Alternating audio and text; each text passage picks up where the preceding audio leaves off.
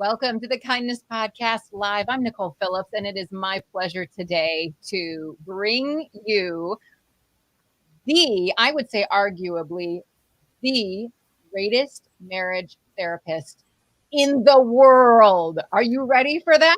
I'm ready for that. Let me introduce you to Dr. Gary Chapman from the 5 Love Languages. And I'm sure anyone who's listening to this is like, 5 love languages? Like, I know that. I've heard that. This is a household concept at this time, Dr. Chapman. But when you started this, it was after years of being in therapy with couples, right? Absolutely. The concept grew out of my counseling. They would sit in my office and one of them would say, I just feel like he doesn't love me or she doesn't love me. And the other would say, well, I don't understand that. I do this and this and this and this. Why would you not feel loved? And I knew people were sincere, but they were missing each other emotionally. So I heard this over and over and over. So eventually I just sat down and read several years of notes that I made when I was counseling and asked myself, when someone said, I feel like my spouse doesn't love me, what did they want? What were they complaining about? And their answers fell into 5 categories. And I later called them the 5 love languages and started using it in my counseling and using it in small groups. And it was amazing what happened. Sometimes couples would come back after 3 weeks and say, Gary, this is changing everything. I mean, the whole climate's different now that we've learned each other's love language and we're speaking it. So do you even know how many weeks or years or whatever the 5 love languages has been on the bestsellers list? Well, it's been... Do you keep track? I mean, at some point, I don't keep track. They changed categories once. It was up to about 300 and some weeks, and they changed categories. It's now back up to another 300 and some weeks. So it's been a long time. Yeah, right. I wonder, like, did you have any idea when you were kind of calculating those things? Did you have any idea like this was going to be groundbreaking? To be honest with you, no. I had no idea that what has happened would have happened. The book's sold over 15 million copies now, been translated in over 50 languages around the world.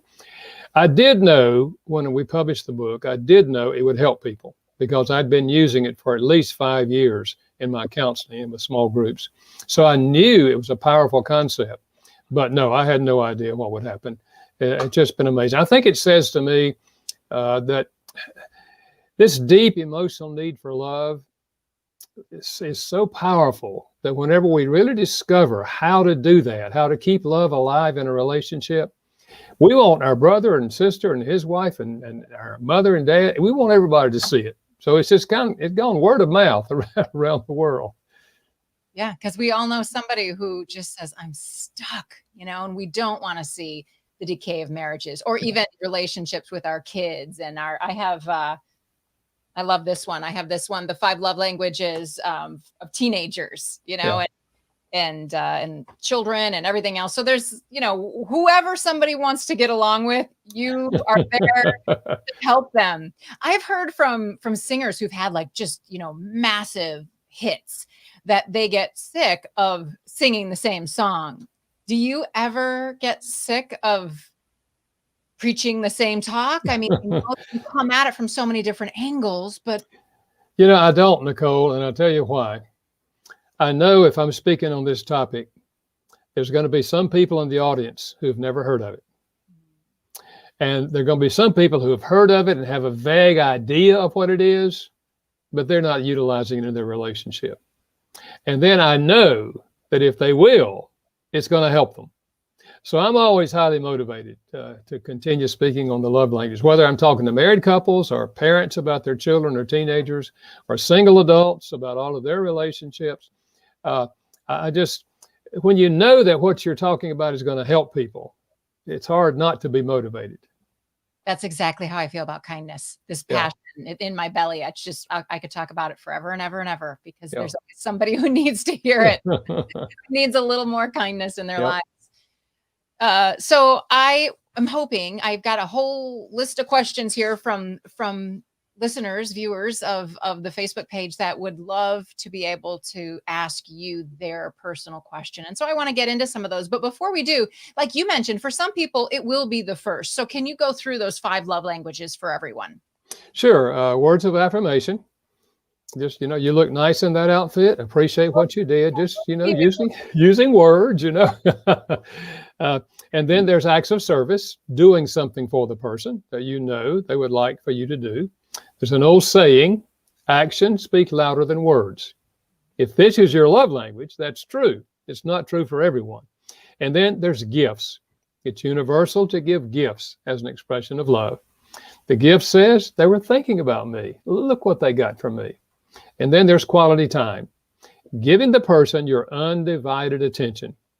TV is off, computer is down, you're not answering your phone, they have your full attention. Whether you're sitting on the couch talking or walking down the road or sitting across the table eating a meal together. And then physical touch. We've long known the emotional power of physical touch. And the basic concept is that out of those 5, each of us has a primary love language. One of them will speak more deeply to you emotionally than the other 4. And if you learn the person's primary language and communicate love in that language, they're going to feel loved. So people assume because I have a kindness podcast that I'm kind all the time, right? That I always get it right. So I'm wondering, do things ever not go well in your marriage where you have to come back to those 5? Because yours is words of affirmation, right? And your wife's is hers acts of service. Is that right? Yes, absolutely. Okay. Yeah. Well, after we'll be married 60 years this year. Wow. After 60 years, you got it down, Now, we didn't have it down. In the early years, we struggled greatly before I knew anything about love languages. But every morning or every evening after dinner, I wash the dishes. I don't cook. She cooks the meals, okay? I wash the dishes. I take the trash out. I vacuum every week. So, I do those things, and she tells me I'm the greatest husband in the world. So, it's working. Right. What you need out of that. I love it. I love it. Okay, let's see what some people wanted to know. Beth Kern asked, can the love languages change during a marriage? I think that the love languages tend to stay with us for a lifetime, like many other personality traits. But having said that, I think, yes, there may be seasons of life in which another love language may jump to the top. For example, if a mother has 2 preschool children, acts of service may not be her primary love language. But during that time, it's probably going to jump to the top because she's overwhelmed with all that she has to do. So I think there may be seasons of life in which it may temporarily change for a while, or there may be circumstances. Let's say that you get word that a family member has died. Your spouse gets word that somebody in their family has died.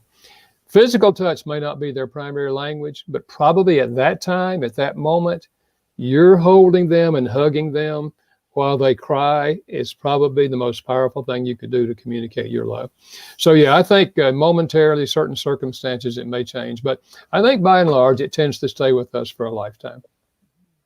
Someone wanted to know at what age I'm trying to figure out who it is so I can give her credit for asking this great question, but she wanted to know, Stephanie wanted to know, when does your love language develop? She's starting to see tendencies in her 3 and 6-year-olds, but she wants to teach them to show and receive love in all ways.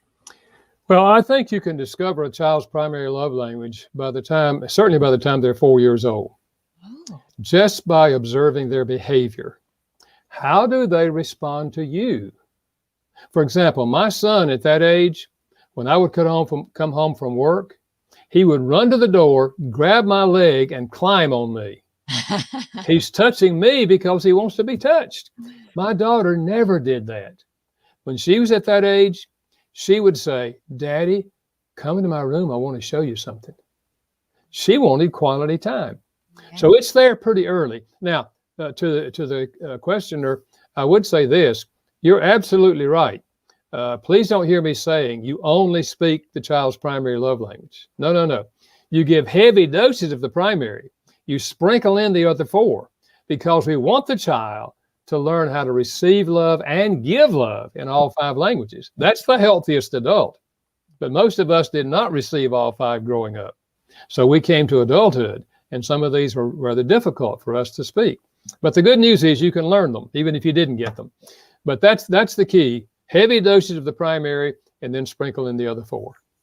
Okay. And that is for spouses and children and everyone, or just children? Oh, I think for everyone, really. Like, for example, the number 5 on my list is receiving gifts.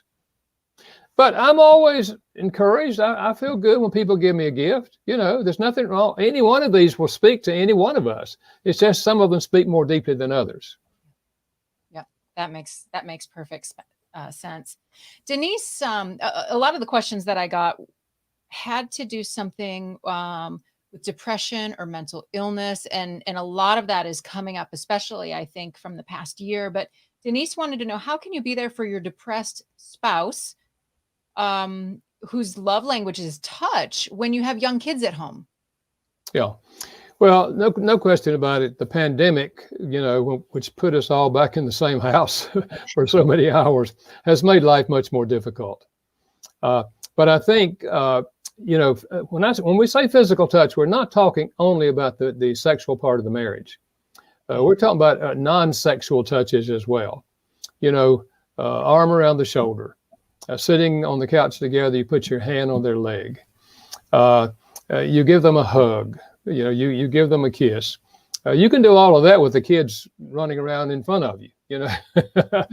But I do think for the more intimate part of this language, put the kids to bed early so that you have time, to be with each other, or work out the schedule where somebody takes the kids for a walk, for 2 hours in the afternoon. 2 hours. Wow. There's always a way, whatever the situation, to spend time with each other and to learn how to bring pleasure to each other. Yeah. So Van Penn says, what about advice for when the news affects your marriage? For example, one wants to verbally process what's going on and watch all the news, and the other can't handle it and just wants to escape. So both end up feeling unloved. Well, I think this is a problem. It has to do with personalities. There are those who have personalities where they just want to be in on everything. They want to know the latest word, the latest news, and everything that's happened. And there are others who have personalities who basically cannot handle a whole lot of trauma, that's going on around them. They much prefer to take a walk in the park, and just be away from all that's going on around them. So I think we have to learn how to respect that for each other and not demand that they be like us. So you give the one the privilege to do that and see what they want to see in terms of news and all that's going on in the world. And you give the other the freedom not to be interested in that. Listen, we have different interests anyway. Some people are interested in football, and other people are asking, what is the deal with football? They just get out there and run around and kill each other, So we have to give each other the freedom to have likes and dislikes. And this fits in that category. Can you acknowledge, Audra says, what about abuse and mental illness? When that's present, it seems like no amount of practicing someone's love language is going to help because there's an unhealthy unbalance there. How would you address that? Well, no question about it. When there is abuse going on, whether it is physical abuse or verbal abuse, there's underlying problems with that person. Because it's not natural for us to be always lashing out and abusing other people. Something has gone on in our past, and we need help in that situation. So I think the most loving thing we can do to an abusive spouse is to try to get them help. Now, I know that many times they don't think they have a problem, and they're not open to get help. And so I think what we do is we speak their love language regularly over a period of time. And then we say to them, I don't know how you feel about us, but I feel like the last 6 months, I've been doing everything I can to show you how much I love you. And yet you still lash out at me all the time. So I've made a decision. I'm not going to abandon you, but I am going to move out and I'm going to live with my mom for a while. And when you're willing to get counseling to deal with what's going on inside of you, I'm willing to join you in marital counseling down the line, and hopefully we can have a good marriage. That many times is what it takes. It's called tough love. What it takes to motivate them to reach out and get help. And you can give them the name of a counselor. Here's a counselor that's been recommended. So sometimes it takes tough love to help people reach out to get the help that they really need. And that is a loving act. And I will say that for my own self, we can sometimes I'll think, well, what would they even say that could help? Really, like, what could they even do? And yet the times that I've been in therapy, I have been it's like the light bulb goes on and I think, how did I miss that? I'm an intelligent person. Like how did I miss it? And just having a really good therapist there, they can see things, that the rest of us aren't seeing. Yeah, absolutely. So Laura says, I share your work, Dr. Chapman, in every trauma, teacher professional development, and parenting class I teach. Meeting love languages helps reduce negative behaviors when emotional needs are met. So can you ask, she says, if he has any tips he shares for recognizing another's love language when taking the test isn't possible? So, and one doesn't just stand out. And I see that with my own daughter. I made her take the test and one still didn't stand out. But if somebody can't take this online test that is free, by the way, for people, how can we determine that? Well, here's 2 or 3 ways. One, you observe their behavior, which I mentioned earlier. Just keep your eyes open as to how they relate to you and how they relate to other people. If for example, if it's an adult person and they're always giving other people gifts, that's probably what they want, because we tend to speak our own language. If they're always giving people affirming words, if you hear them on the phone encouraging people, probably that's their language. So observe their behavior.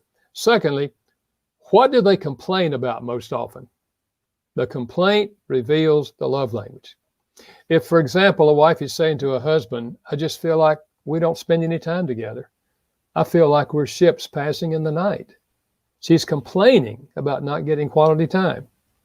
A 6-year-old said to his mother, we don't go to the park anymore since the baby came. He and his mother used to go to the park together. He had her undivided attention, but now the baby's here and he's missing his quality time. He's telling her loudly that that's his language. So we tend to get defensive as adults if our spouse complains, but they're really giving us valuable information. And then thirdly, what do they request of you most often? The request reveals the love language. For example, my daughter, whose love language, remember I said, was quality time, in the teenage years, 2 or 3 nights a week, she would say, Dad, can we take a walk after dinner? She's asking me for quality time. And I would say, sure, honey, as soon as I wash dishes for your mother. And my son would never walk with me. He said, walking is dumb.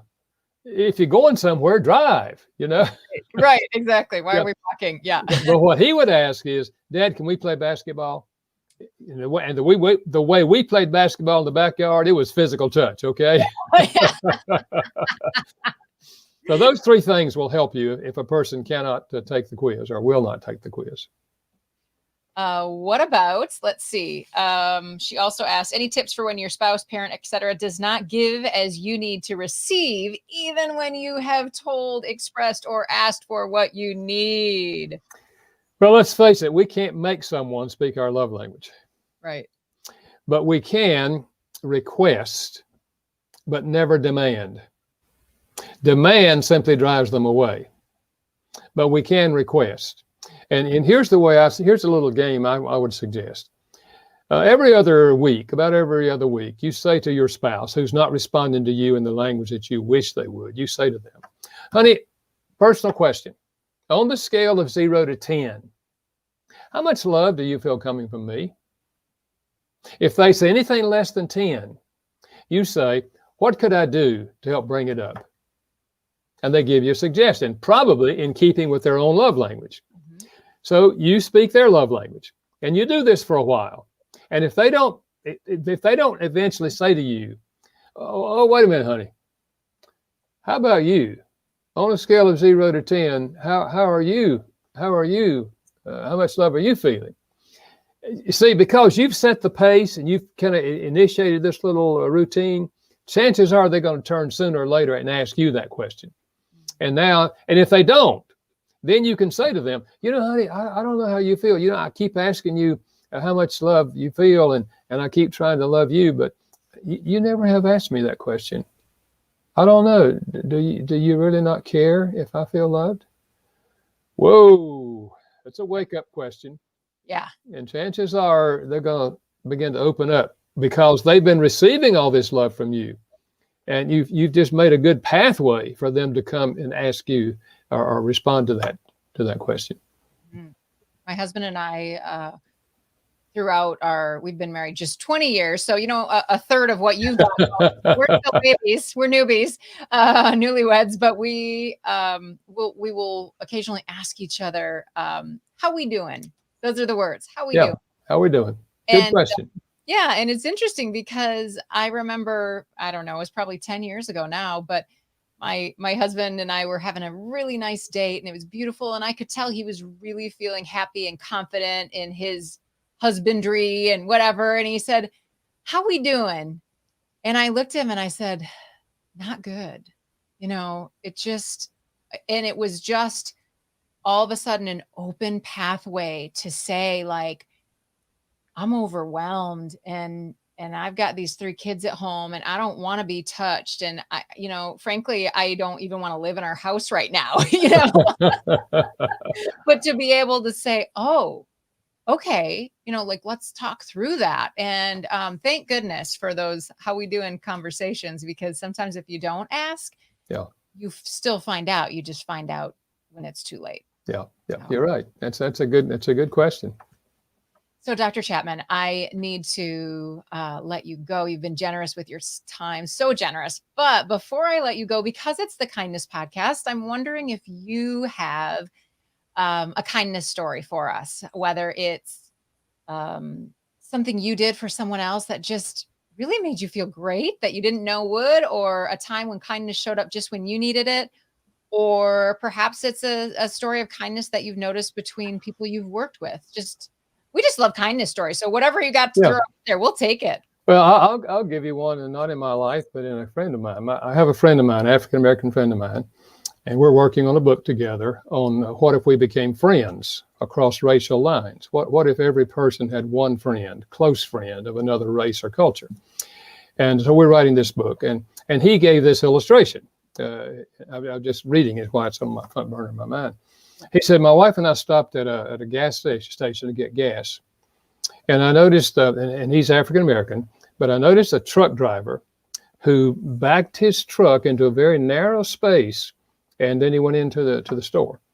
And he said, when he came back out, and he was pulling out, and I just stopped beside the truck and kind of waved, and he stopped. And I said, you did a great job getting in that short space. And the man smiled. And he said, I've done this a few times. and my friend said, I made him smile just by making a comment about a simple thing that he just did. You see, we often just miss opportunities to do something kind. And I don't know what your definition of kindness is, but here's my definition. I should be listening to you on this one. It's words and deeds that enrich someone else's life. And those are just simple words, but they enrich the life of that gentleman that he didn't even know. And he said, my hope is that the next time he sees a white person, he's going to have a little different attitude toward him because this black man said those words to him. So, whether it's cross-cultural or whether it's in the culture, words and deeds of kindness enrich people's lives. And that's what really one of the greatest things we can be doing. It's a form of love. This question, expressions of kindness or expressions of love? Yes, they are. And the thing that always gets me is just how beautiful it is that when I step out of my comfort zone and I say something like that to make somebody else smile, I end up smiling for the rest of Yeah. the day. And every time I tell the story again, I'm like, oh, like that was a fun interchange there. So it always comes back to us. Yeah, absolutely. Yeah. Dr. Chapman, it has been a delight to talk with you today. Is there anything else that you want to make sure that we tell people before we let you go? No, I would just say if you haven't read the book, whether it's children or parents and all, read the book. Some people take the quiz and they say, well, we got it down. Yeah, but in the book, you get a lot of ideas, and really real people who are telling their stories and so forth. So, and then pass it along. I mean, let's teach other people the whole concept so that we can begin to have meaningful love relationships. And I say to parents, the question is not, do you love your children? The question is, do your children feel loved? It's natural for a parent to love their children, but there are children that don't feel loved. And that's where the love languages can be really, really helpful. And for people who don't necessarily like nonfiction books, there was a series you did with an author of fiction, and I've really enjoyed that as well. The first one was called It Happens Every Spring. I'm still on the first one, but so you draw the illustrations through that as well with your love languages, and it's really, really neat. So thank you. Yeah, there's four books in that series. Yeah, the 4 seasons. Yeah. 4 seasons. Exactly. So all kinds of ways to learn about the love languages. Thank you, Dr. Chapman, for taking the time and joining us today on the Kindness Podcast. I sure appreciate you. Well, thank you, Nicole. Thanks for what you're doing. Keep up the good work. I'll try. We'll see if 60 years, from now or whatever it is, if I can still say like, yeah, I'm getting better at kindness. Wouldn't that be nice? We'll see. Hey, thanks everybody for joining us today on the Kindness Podcast. I hope you have a wonderful day and remember to go love somebody well.